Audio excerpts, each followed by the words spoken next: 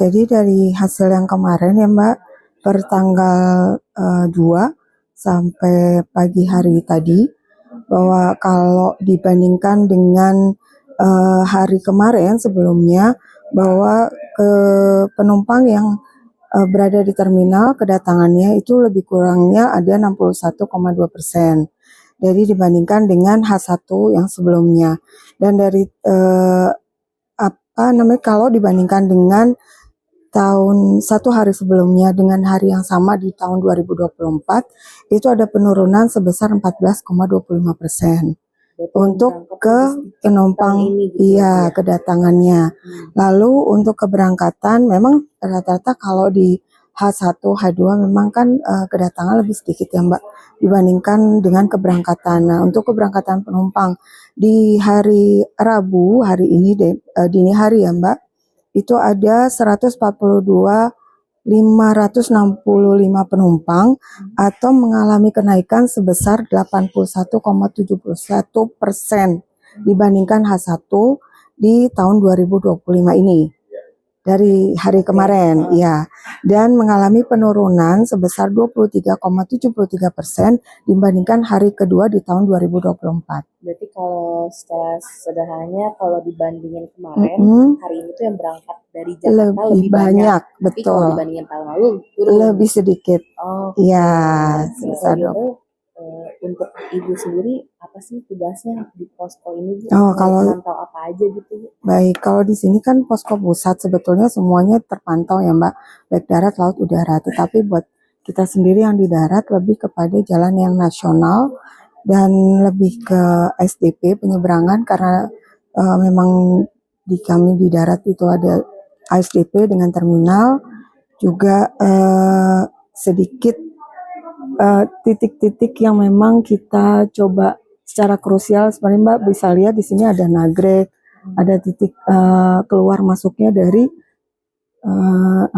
Bakauheni, ada yang SDP untuk tol untuk keluar dan masuk dari kepada arus SDP-nya. CCTV yang kita memang pantau di sini ada lebih kurangnya ada sekitar 12 titik yang kita pantau yang kira-kira krusial untuk SDP maupun jalan nasional. Apa aja yang krusial di sini Mbak bisa lihat ini ada CCTV ke arah Bakauheni. Juga ada yang CCTV SDP ke Pelabuhan Ketapang. Juga ada yang di Nagrek yang selama ini biasanya kita pantau karena kan memang Nagrek ini jalur yang memang ini ya curam ya, dan pas kebetulan tikungannya juga lumayan curam. Jadi titik-titik ini yang kira-kira. Lalu ada juga di daerah terminal-terminal beberapa sebetulnya semuanya lebih kurangnya ada 16 yang bisa kita bisa lihat dari CCTV yang kita bisa ambil dari di posko darat ini Mbak. Kalau terminal biasanya yang paling ramai itu di mana sih Bu kalau untuk arus balik? Kalau arus balik biasanya setiap daerah di Jogja, juga Semarang itu biasanya pasti akan mengalami pelonjakan Mbak.